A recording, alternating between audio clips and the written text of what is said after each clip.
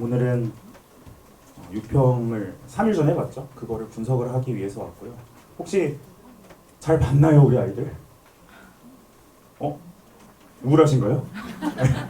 제가 원래 설명이 들어올 때 한 거의 분 단위로 할 말을 정해서 오는데 제가 지금 벌써 꼬였어요. 지금 이 반응은 제 계획에 없던, 왜냐면 쉬웠거든요 이번에. 많이 우울하세요? 야, 이거 한번 끊고 봐야 될 것 같습니다. 네, 쉬었다고 하면 또 상처가 될 수 있는데, 제가 유평 점수 너무 많이 들으셨겠지만 큰 의미 없습니다. 큰 의미 없고, 의미 없다는 얘기를 제가 좀 하고 가야 되겠네요. 그러면 계획에 없는 말을 좀 해야 될 것 같은데,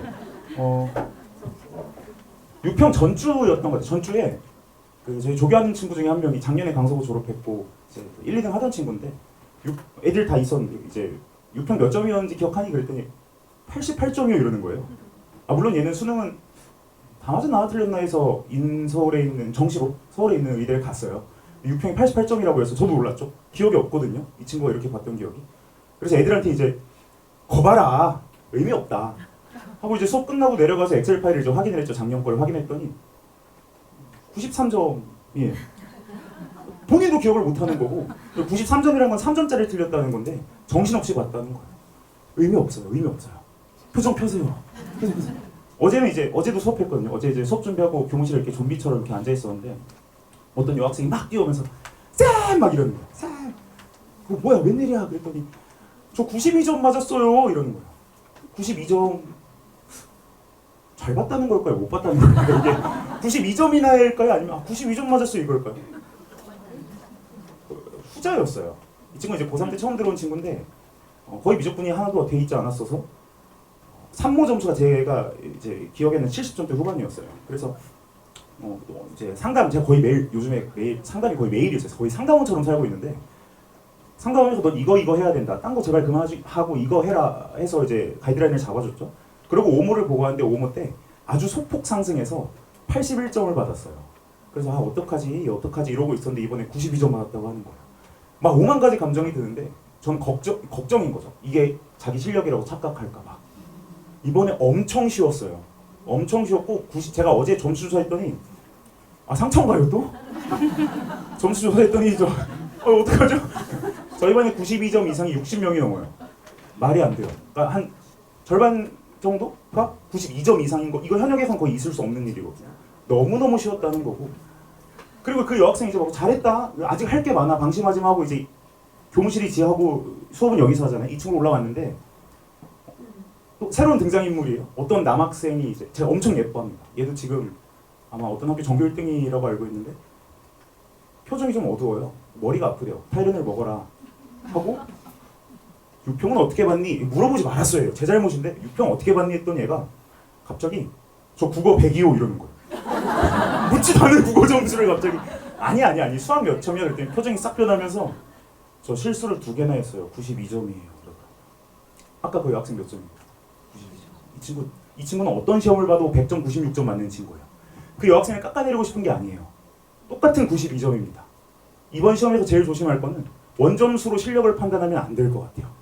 정말 잘해도 92, 96, 89도 나왔을 수 있고, 아직 구멍이 엄청 많은데 나한테 구멍이 좀 덜 있는 파트에서 많이 나왔고, 평소에 시간 관리도 안 되는데 이번에 앞쪽이 좀 술술 풀렸고, 정말 호재가 겹쳐서 92, 96이 나왔을 수 있기 때문에 아이들 점수를 볼 때 원점수로는 절대 이번엔 실력을 판단하면 안 될 것 같다는 말씀으로 위로를 전합니다. 우울해하지 마세요. 아직 160일 남았어요. 시작 좀 해도 될까요? 네.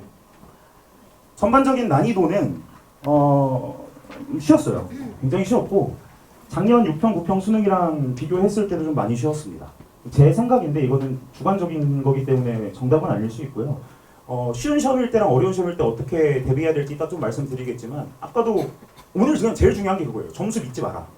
이 점수 9평 때 무너질 수도 있고 9평까지 달달하게 나오다가 수능 때 갑자기 확 어렵게 나올 수도 있으니 그냥 지나가는 시험으로 치부하셨으면 좋겠어요. 하셔야 될 거는 점수가 아니라 이 시험 시간 동안 운영하면서 내가 어디서 좀 걸렸는지, 아니면 시간을 좀 어디서 태웠는지, 실수가 났다면 어디서 실수가, 보통 아이들 실수 나는 거 비슷하잖아요.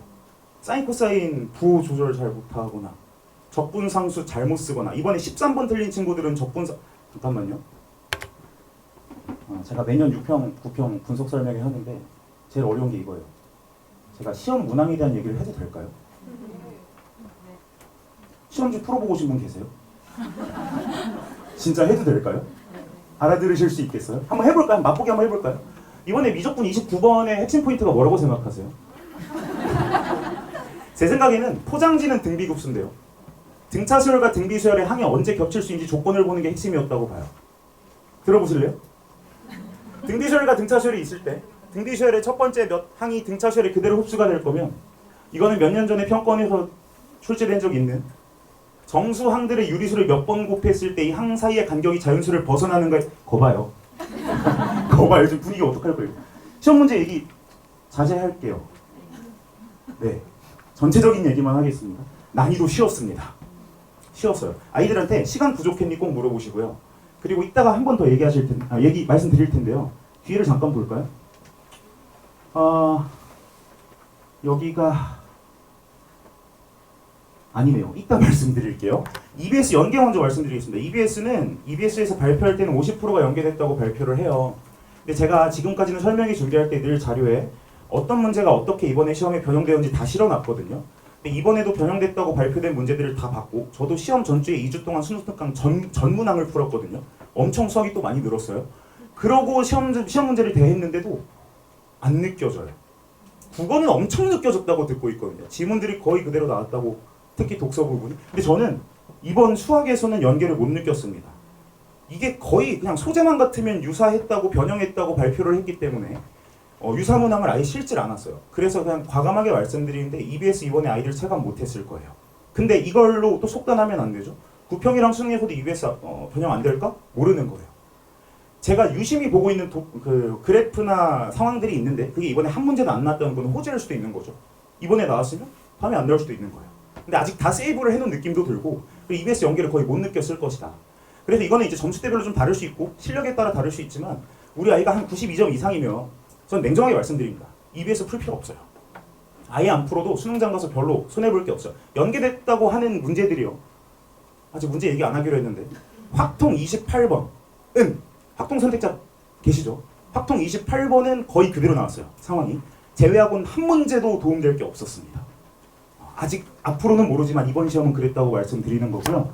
국어가 쉬웠어. 그러니까 제가 이제 수학 가르치면서 좀 어려운 것 중에 하나가 아버님들 그 수학 시험 잘 보기 위해서 제일 중요한 요소 중에 하나 아무거나 말씀해 보실래요? 물론 수학 실력도 있을 거고 당일 컨디션도 있을 텐데 수능 시험장에서 수학 점수가 높기 위해서는 정말 만족돼야 될 조건이 있거든요. 애들 표현을 빌리자면 맞아요. 1교시 때 멘탈이 안 털려야 돼요. 제가 매년 수능을 응시해서 시험장에 가서 보는데 저는 수능 시험장에서 수학 하나라도 틀리면 은퇴하겠다고 못 받고 갑니다. 전 자신 있어요. 한 15년째 하나도 안 틀렸어요. 믿을만 하죠. 네, 근데 1교시 끝나면 1교시가 어렵잖아요. 저도 이제 국어를 이렇게 본단 말이에요. 대충. 근데 1교시가 어려우면 1교시 끝나고 숙연해져요. 숙연하고 아무도 말을 안 해요. 그리고 화장실 가면 조금씩 이제 몇 번에 얘기를 하는 애들이 있지만 서로 입 닫습니다. 근데 쉽잖아요. 국어가 쉽잖아요. 애들이 시간도 남잖아요. 난리도 아니에요. 정글이 돼요. 와! 이러면서 몇 번 맞아 막 이럽니다. 이게 1교시가 쉽게 만약에 나왔고 내가 만족할 만하게 본 것 같으면 막 사람이 이렇게 아드레날린이 막 나오면서 2교시 시작할 때 몸에 피가 돌면서 굉장히 뭐랄까 좀 머리가 핑핑 도는 상태로 시험을 시작하는데 1교시를 원치 않는 제가 현역 때 그랬거든요. 원치 않는 점수를 받잖아요. 그럼 약간 이게 멘탈을 관리하려고도 잘 안 되고 하는 상태에서 2교시에 딱 돌입하면 집중이 초반에 안 돼요. 그 차이가 굉장히 큰데 이번에 국어가 제가 알기로는 지금 엄매 1컷이 95, 96 왔다 갔다 하는 걸로 알고 있거든요. 그게 이번에 아이들이 수학을 대할 때 좀 쉽게 느꼈던 이유일 수도 있습니다. 그래서 국어가 쉬웠던 거고 구평이랑 수능 때는 어떨지는 모르겠는데요. 일단 제가 하고 싶은 얘기는 만약 국어가 어려웠거나 또는 쉬웠는데도 실수한 것 같은 느낌이 들 때 수능에서 국어를 10시에 딱 마칩니다. 수능 시험장 가보셨죠? 아이고. 그러니까 어쨌든 그 시험이라는 걸 보셨죠? 그러니까 수능은 10시에 국어가 끝나요. 그리고 감독관님들께서 이제 답안지랑 시험지를 다 걷어가시면 한 10시 3, 4분에서 5분 사이에 나가시거든요. 그러면 그 다음 수학 시험이 몇 시에 시작하게요? 10시 반에 시작해요. 근데 예비령, 준비령 같은 게 그러니까 10시 20분까지는 입시를 해야 돼요. 그럼 그 사이의 시간이 사실 15분, 20분밖에 없어요. 화장실 가면 사람 미어 터지거든요. 그래서 수능날 좀 비일 만한 화장실도 미리 검색을 이제 좀 탐색을 해놔야 되는 것도 있고 복잡한데 뭐 어찌됐건 그 사이에 나만의 멘탈 잡는 루틴을 만들어놔야 돼요. 저는 무조건 건물 밖으로 나가서 조회대, 예전에 사율대라고 부르던 거기에 가서 앉아서 내가 실수하던 그 노트를 봤어요. 근데 이 사이에 애들이랑 떠들고 논다, 화장실 간다, 이거는 좋지 않고요. 이 시점쯤 왔으면 5개월 남았거든요. 나만의 루틴이 있어야 돼요. 어차피 수능시험장 가면 모르는 사람들입니다, 주변에. 아는 사람들도 있지만. 그 루틴 만들려고 한 수능 한 한두 달 전쯤에 너 1교시 끝나고 뭐 할 거야? 이렇게 한번 쓱 물어보세요. 엄마가 뭘 알아? 그러면 이제 뭐 그만 얘기하시고 네. 근데 루틴은 좀 가져가는 게 중요하다. 제가 루틴에 대해서 이따 더 말씀드릴게요. 문항 배치가 좀 구조가 변경됐는데 이것도 좀 말씀드리기 어렵습니다. 어머님들 혹시 아버님들 수학 몇 문제인지 아십니까? 30문제 몇 분 동안 볼까요? 100분 봅니다. 공통이라고 부르는 수원수토가 몇 문제인지 아실까요? 자, 공통이 22문제예요. 선택이 8문제입니다. 공통을 먼저 봐요, 수원수토를. 그럼 1번에서 22번까지 공통인데 거기서 제일 어려운 문제는 몇 번일까요? 22번이요. 그래서 초미의 관심사가 22번에 뭐가 나올지인 거예요. 수원에 단원이 크게 3개가 있어요. 수원이 단원이 3개가 있어요. 지수로그 함수, 삼각함수, 수열. 어디 가서 아는 척 하셔야 돼요. 지수로그 함수, 삼각함수, 수열. 이 중 하나가 22번 자리에 나오거든요. 근데 최근 2년 동안 계속 그 자리에는 지수로그 함수가 나왔어요. 그래서 사교육에서 또는 뭐 컨텐츠 개발팀에서 다 지수로그 함수를 계속 드립다 파서 엄청 많은 문항을 개발해냈어요. 저도 컨텐츠 팀을 운영하는데 거기 문제 엄청 많이 만들었거든요. 작년에 제가 수업할 때 야, 지수로그 함수에서 얘들아 안 나온 소재가 2개가 있는데 이건 나올 가능성보다 안 나올 가능성이 높긴 하지만 대비해야 될 게 2개가 있다. 미출제에서 딱 2개 있다. 확대 축소랑 회전이다. 확대 축소랑 회전이다. 그래서 저도 이제 파이널 시즌에 매주 모의고사를 만들어서 시험 볼 때 그 문항 개발해서 많이 넣었거든요. 확대 축소가 작년에 나왔어요. 이건 자랑하는 거예요. 거의 비슷한 문제가 나왔어요. 그래서 아이들이 시험 끝나고 와서 고맙다고 많이 했는데 뭐가 안 나왔죠 그러면? 제 얘기 듣고 계신가요? 확대 축소랑 회전이 강조했던 내용 중 하나인데 확대 축소가 작년에 소비가 됐어요. 뭐가 아직 안 나왔죠? 회전이 안 나왔어요. 저는 그래서 올해 22번에 회전이 나올 것 같아서 회전 문제를 많이 가르쳐 놨어요. 회전 이번에 나왔을까요? 나왔어요. 나왔는데 22번 자리가 아니었어요. 제가 볼 때는 이거 그냥 제 뇌피셜이니까 절대 믿지 마세요. 내부에서 회의할 때 회전 문항을 가지고 왔거나 만들었겠죠. 근데 회의하던 중에 이거는 좀 그렇지 않나? 교육과정 좀 벗어나지 않나? 왜냐면 제가 학생 때 행렬이라는 걸 이용해서 회전 변환이라는 걸 배웠었는데 저한테는 익숙해요. 근데 교육과정 외에 있는 행렬을 가지고 와서 쉽게 풀릴 수 있는 문제는 내면 안 되는 거고 그럼 단순하게 낼 수 있는 회전이 딱 90도, 마이너스 90도밖에 없거든요. 해서 낼 수 있는 문제 중에 기울기라는 요소가 있어요. 따라오고 계시죠? 근데 그거 애들한테 너무 어렵다고 생각해서 20번 자리에 박스 문제로 풀이를 다 적어주고 빈칸 뚫어놓는 문제가 있어요. 수학에도. 그렇게 소비를 했어요. 아이들은 그거 그냥 윗줄 읽으면 밑에 줄 읽힙니다. 문제 이해 안 해도 돼요. 그래서 쉽게 넘겼을 수 있는데 아직 전 가능성 남았다고 봐요. 이거 구평이나 수능 때 22번 자리에 복귀할 수 있다는 가능성 열어둡시다라는 주장이에요. 네, 그거 하나 말씀드리고 그럼 22번 자리에서 지수로그 함수가 빠졌네요. 그럼 거기 누가 들어갔을까요? 아까 단원 3개 있었는데 적어놨죠? 네, 수열이랑 삼각함수 있어요. 이번에 수열이 나오면요. 이제 구평 수능에도 수열이 나올 거라고 이제 대부분 예상을 합니다. 근데요. 제 기억에 2020년이었던 것 같은데요. 6평에 지수로그 나오고요. 9평에 삼각함수 나오고요. 수능에 수열 냈어요. 모르는 겁니다. 물론 6평, 9평에 같은 소지 내면 보통 수능에는 똑같은 게 나오는데 모르는 거니까 수열에만 매진하게 하면 안 돼요. 그래서 아마 생각이 있는 컨텐츠 개발팀에서는 앞으로 나오는 실전 모의고사에 22번에 이것저것 넣기 시작할 겁니다. 학생들 입장에서는 거의 방구석 평가원장이라서 수열 들어갔네? 쓰레기 시험지. 삼각함수 들어갔네? 쓰레기 시험지. 이래요. 그러면 안 돼요. 지금부터는. 모든 가능성을 열어놓고 준비해야 되는데 일단 이번엔 수열이 나왔다. 근데 이 수열의 어머님들 제가 좀 슬픈 얘기 좀 드릴게요. 공부 많이 한다고 풀 수 있는 문제는 아닙니다.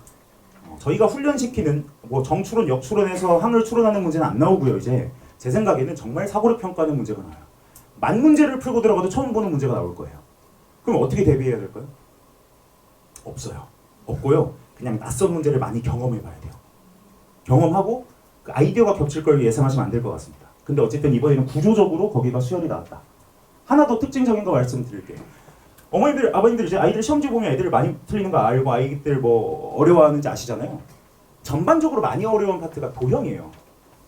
이게 도형은 중학교 때부터 어려웠으면 지금도 졸리세요? 숨 쉬셔요. 도형 문제가 수능에 보통 조금만 어렵게 나오도 이게 약간 그 샤워할 때 물 온도 조절 같은 거예요. 조금만 따뜻하게 하자면 막 용암 나오고 조금만 시원하게 하자면 얼음물 나오잖아요. 도형 문제가 그래요. 출제자 입장에서 이걸 왜 못 봐 하는데 아이들은 되게 어렵게 느끼고 도형 문제의 무서운 점은 현장에서 한 번에 풀이가 안 보이고 보조선이 안 보이면 계속 안 보여요. 머리가 하얘지고 멍해지고 실시간으로 뇌는 녹아요. 그래서 도형 문제를 평가해서 이걸 모를까요? 당연히 알 거 아닙니까? 이 전반적인 시험지 난이도를 높이고 낮추고의 가장 중요한 게 저는 도형 문제라고 생각을 하거든요. 근데 최근에 도형 문제가 필수 자리에서 빠지기 시작했어요. 일단 이것도 어디서 아는 척 하실 수 있는 거 하나만 말씀드릴게요. 공통 몇 문제였죠? 22문제. 그 중에 객관식, 주관식으로 나뉘어요. 객관식은 1번부터 몇 번까지일까요?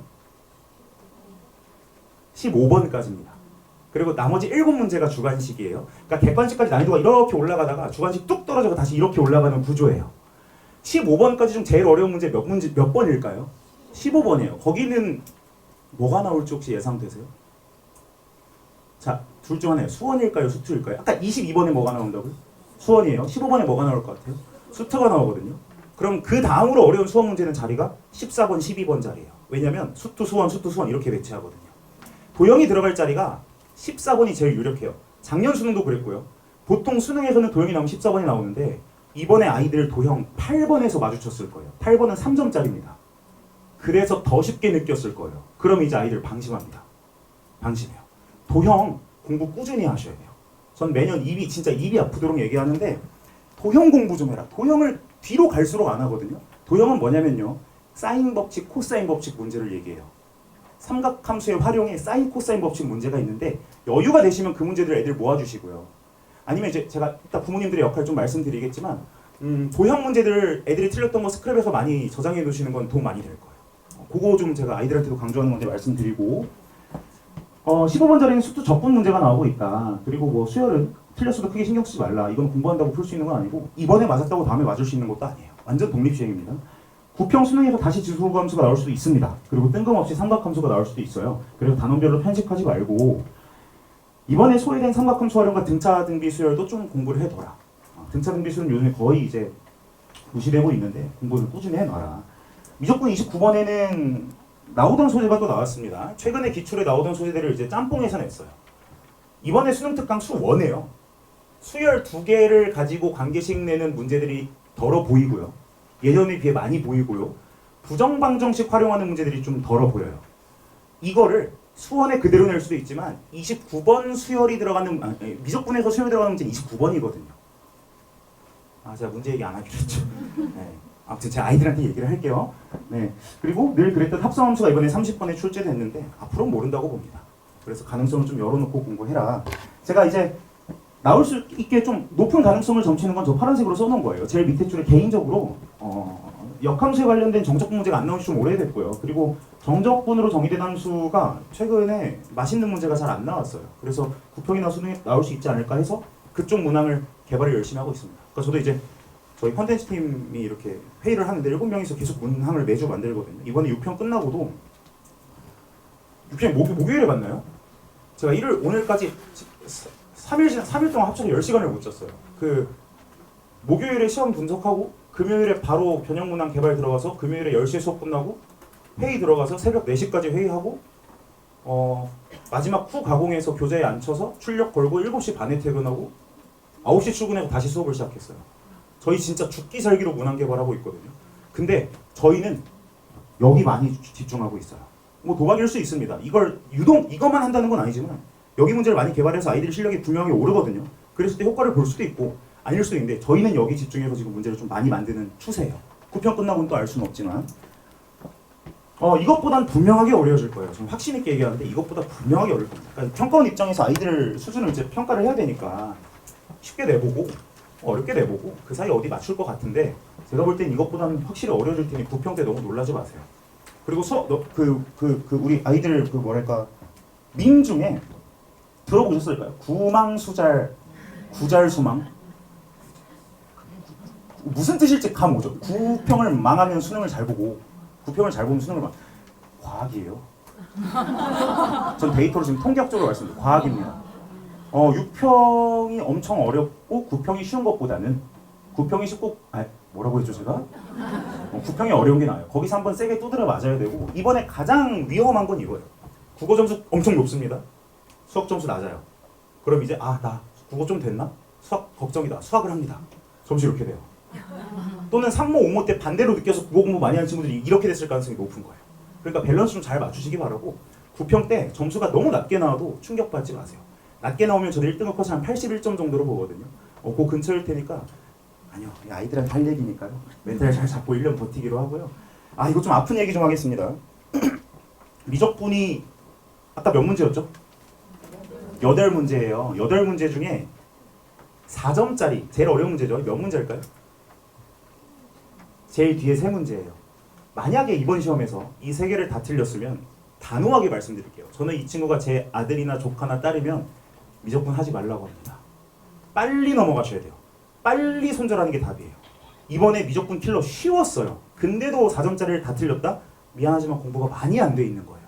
근데 이번엔 출제 단원이 전범위가 아니고 미분법까지 나왔단 말이에요. 적분이 더 어려워요. 이 적분의 큰 분량을 소화하기에는 시간이 너무 없어요. 내년까지 보고 있다고요? 아니요. 내년에 미적분 안 나와요. 그러니까 저는 과감하게 만약에 미적분에서 3문제 이상 틀렸으면 아프겠지만 원래 손절이 좀 아프잖아요. 저 지금 못하고 있어서 엄청 물려있거든요. 근데 어찌됐건 빨리 확통으로 가셔야 돼요.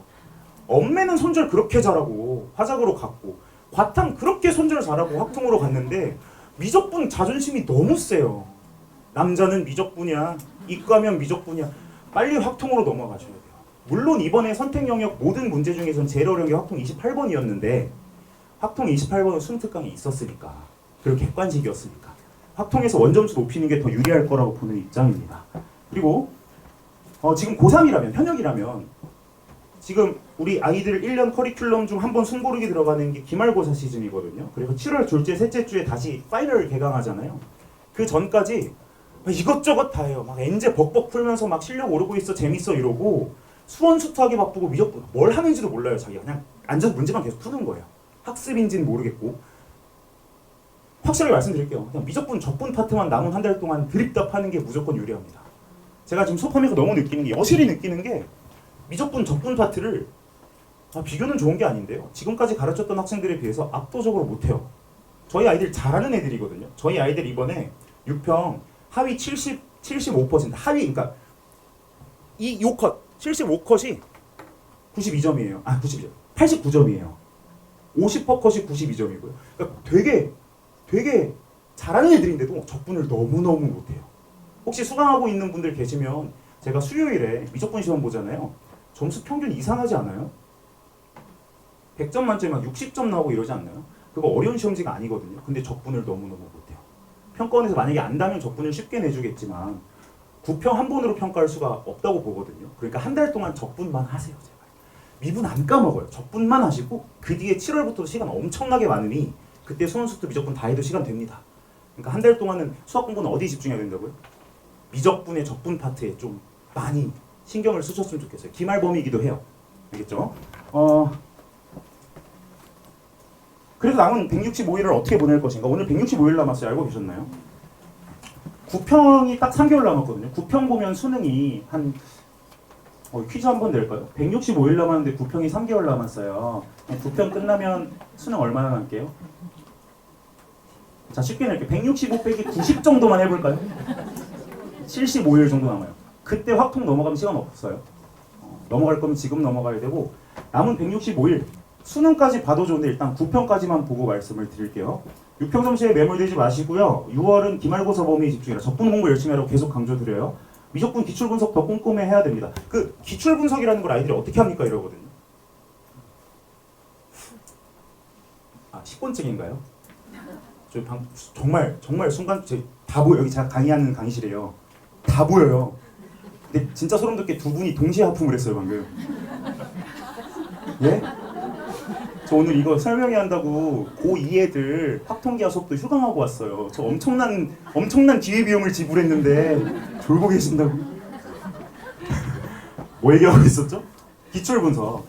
기출 아이들 풀 수 있어요. 너무 많이 반복을 했거든요. 근데 분석이라 하면 뭐냐면 사실 강사가 해주는 게 맞고 학교 선생님이 해주는 게 맞지만 아이들 수준의 분석은 어려운 문제일수록 추론의 과정이 많고 가능 세계가 좀 많아요. 그러니까 이 그래프도 가능, 저 그래프도 가능, 이 상황도 가능, 저 상황도 가능인데 뭔가 직감적으로 여기서 답이 나올 것 같아.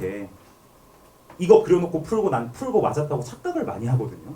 기출 분석이라 하면 그게 답이 될 수밖에 없는 무조건적인 수학적으로 설명할 수 있는 준비가 돼야 된다는 거예요.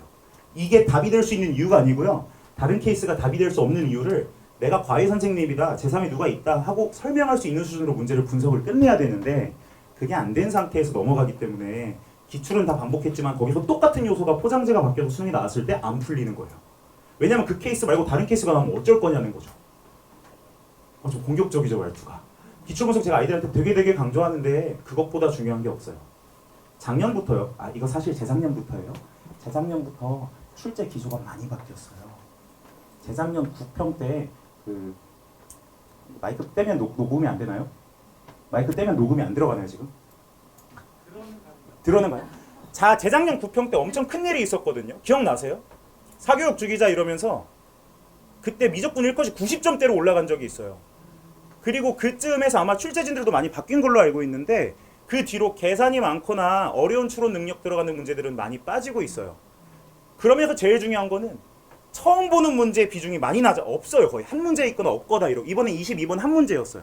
그럼 나머지 29문제는 어디서 나오냐고요? 교과서에서 나올까요? 기출에서 다 똑같이 나와요. 다 똑같이 나오니까 기출 분석을 강조할 수밖에 없어요. 한 3, 4년 전까지만 해도 야 기출 분석? 엔제나 많이 풀어, 실무 많이 풀어 이랬는데 저도 마인드가 바뀌었어요. 기출에서 다 똑같이 나오니까 이번에 사실 76점 이하다? 기출 아직 분석 한참 안 된 거니까 엔제 풀고 실무 풀 시간에 기출이랑 EBS 푸는 게 나을 수 있습니다. 점수대별로는 좀 다르겠지만 기출. 계산 실수가 잦은 친구들은 뭐 이거 나중에 읽어보시면 될 것 같고 마지막이 중요합니다. 저는 이제 현장에서의 수학 점수는 실력과 정비례는 아니라고 보는데 상대적인 약점 타입의 시험 무슨 소리냐? 쉬운 시험과 어려운 시험이 있겠죠 당연히. 그 사이 시험도 있겠지만 내가 유리한 타입이 어딘지 못한 봐요. 타임이라고 적어놨나요? 타입인가요? 저도 잠 못 잘 뻔했네요. 타입이 어딘지 생각하고 각 시험지마다 자기만의 행동 영역을 정리해요. 제가 예시를 들게요. 이건 사람마다 다르지만 제가 저 재수했거든요. 재수할 때 썼던 다이어리에 썼던 걸 그대로 옮겨놓은 거예요. 그대로 옮겨놨어요. 쉬운 시험일 시에 애들 이제 파세본 검토하잖아요. 그럼 보면 보여요. 이게 쉬운지 어려운지. 검토 시에 무의식의 영역인 문제 도입 부분을 좀 먼저 검토해야 돼요. 쉬운 시험일수록 아이들이 흥분해서 초반에 빨리 풀고 넘어가거든요. 그럼 가속도가 붙어서 더 빨리 풀다 보면 계산 실수가 나와요. 이번 시험에서 8번, 11번, 13번을 혹시 틀렸다면 계산 실수 많은 친구들일 가능성이 좀 있고요. 그래서 도입 부분, 어려운 문제만 주구장창 검토하는데 어려운 문제 우리가 충분한 고민을 하니까 실수가 잘 안 나옵니다. 앞에 1번에서 10번 자리를 꼭 검토를 해라. 내가 설사 시험장에서 한 두 문제 못 푼 상태더라도 1번에서 10번 검토하는데 한 2, 3분이면 돼요. 그거 안 하는 친구들 너무 많거든요. 검토할 생각 하셔야 되고 도형 문제, 수형 문제는 제발 잡고 있지 말고 내가 그냥 멈춰버리니까 다 풀고 한두 문제 남았을 때 검토 문제예요. 근데 어려운 시험일 때가 중요하죠. 시험 시작 전에 아이들이랑 잘 봐, 대학 가자 이 시간에 눈 감고 눈 감고 심호흡 하셔야죠.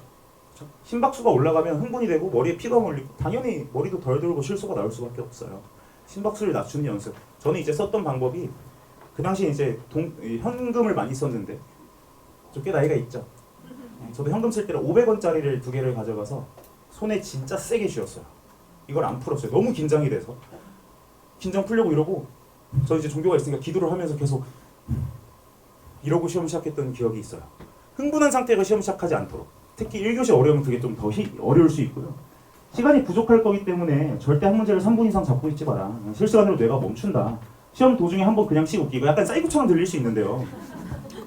혹시 직장 생활 하시거나 큰 프로젝트가 있거나 뭐 발표하거나 이럴 때 언제 떨리세요? 배우자분을 보면 아직 떨리시나요? 언제 떨리세요? 네? 대기 중에? 대기요? 제가 귀가 좀 안 좋아요. 내 순서 오기 전에. 내 순서가 오기 직전에 뭐 대기할 설레는 거죠. 그건 떨린다기보다 내 차례다 이럴 때 그때 계속 웃고 있잖아요. 어차피 발표 순간. 그러니까요. 제가 하고 싶은 얘기는 엄청 떨릴 때요. 그냥 이렇게 한 번 웃는 게 좀 이상해 보이나요? 이거 저 공감 되실 거라고 생각했는데요. 저 시험장에서 많이 해요. 엄청 떨리고 저 수업 준비하다가 오늘 수업이 유독 좀 어렵고 떨릴 때 이렇게 웃어요. 이게 되게 큽니다. 한번 그냥 아이들은 툭 던지는 팁 한번 주세요. 시험장 가서 어렵거나 당황스러우면 그냥 웃어. 긴장 좀 풀어. 그래서 저는 이거를 그때부터 연습을 해서 지금까지도 써먹고 있는데 제가 그래서 오늘 들어오기 전에도 지하 1층 구석에 가서 이러고 왔어요. 너무 떨려서. 이런 긴장 푸는, 그러니까 이건 저의 팁이고요.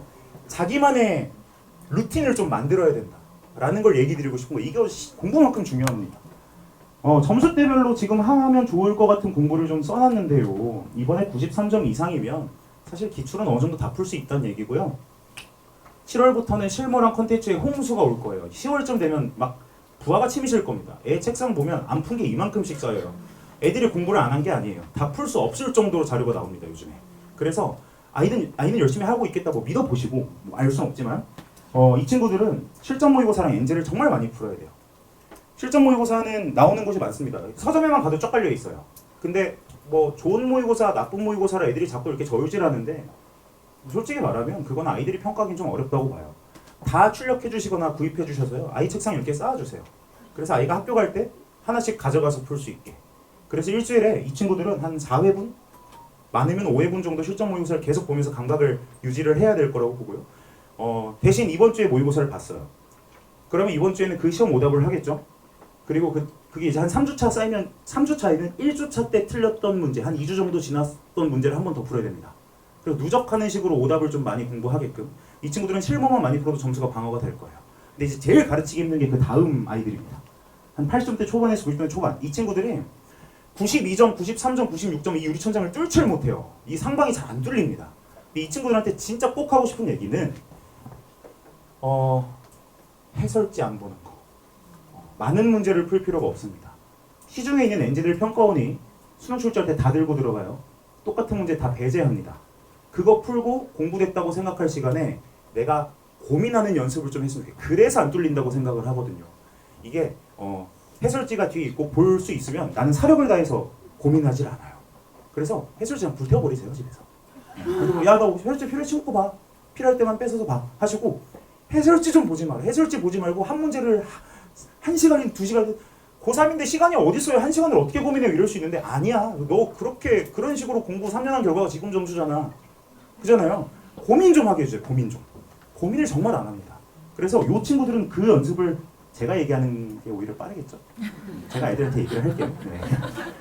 그리고 이 친구들은 2, 3점짜리는 방어가 되는 친구들이니까 풀 모의고사를 보면 3점짜리는 30문제, 아니 4점짜리가 제일 어렵죠. 30문제 중에 13문제만 4점짜리예요. 그 문제만 풀어도 됩니다. 이렇게 말하면 이거는 강사들마다 의견이 많이 다른데 저는 이 친구들은 4점짜리만 풀어도 된다고 봐요. 2, 3점짜리 연습은 10월 가서 해도 됩니다. 지금은 좀 시간 낭비라고 보고요. 중하위권, 그 하위권 이제 중위권 아래는 사실 EBS랑 기출만 봐도 돼요. 엔제 못 풀게 하세요. 그냥 손발을 묶어버리셔야 돼요. 그거 하면서 내가 공부되고 있다고 착각을 너무 많이 해요. 누가 무슨 엔제 푼데 다 푼데 나만 안 푸는 그거에서 점수 나올 거면 그거 푼 모든 아이들이 1등급이고 100점이어야죠. 아닙니다. 엔제 벅벅 풀면서 공부되고 있다는 착각하는 친구들이 보통 여기에 분포하고 이 친구들은 너무너무 불안한 아이들이에요. 너무 불안해요. 내가 막 공부가 되고 있나 불안한데 그런 식의 공부를 하니까 점수가 안 나오는 거라서 기출이랑 EBS만 제발 확실하게 분석시키고 아이가 못한다? 누구 붙이셔야 돼요. 누구 붙여서 그냥 기출 좀 꼼꼼하게 다 보게 해요. 말이 너무 길죠 제가. 와 이걸 끄덕이 소름 돋았어요. 네. 이거 등급컷 그냥 써놨으니까 그냥 참고만 하시고요. 크게 의미는 없습니다. 그리고 넘어가시면 오남률 베스트인데요. 이것 가지고 할 말 많은데 저 지금 빨리 끝내라고 뒤에서 사인 주고 계셔서 그냥 쓱 읽어보시면 돼요. 쓱 읽어보시면 이거 많이 틀렸구나. 수투 못하는구나 아이들이. 이게 어렵구나 이러시면 됩니다. 출제 단원을 분석을 해놨고요. 어느 단원에서 많이 나오는데 이것도 사실 할 얘기를 준비해놨는데 지금 나가야 돼요. 지금 말이 좀 빨라지고 있는데요. 지금 딕션에 괜찮 다 알아들으시겠죠, 그렇죠? 요새 할 얘기가 많은데 이 빨간 글씨로 써놓은 게 지금 좀 어려웠던 문제들입니다. 이거 들으면 이제 분석을 좀 충분히 하셔야 되고요. 이거 말고 2.3점짜리 이제 그러니까 원래 4점짜리 나오던 걸 2.3점짜리 채워가지고 이제 문항 구조를 맞췄는데 사실은 빨간 문제들만 유의미한 문제들이었으니까 이것만 보셔도 될 것 같아요. 그러니까 아이들이 이 빨간 문제를 제외하고 틀렸다면 그 단원이 어딘지 보시고 거기가 약하다는 얘기예요. 수학이 단원이 10개가 넘기 때문에 모든 단원을 골고루 공부할 수가 없어요. 그래서 이 단원 하면 하는 수 없이 저기는 좀 공부가 덜 되거든요. 이게 왔다 갔다 하는 거기 때문에 우리 아이가 빨간 글씨가 아닌 문제를 틀렸다. 그러면 그 단원 부족하다고 생각하고 문제를 좀 채워라 이렇게 얘기해 주시면 됩니다. 다 알아들으시겠죠? 빨리 넘어갈게요. 끝났네요. 감사합니다. 아이고.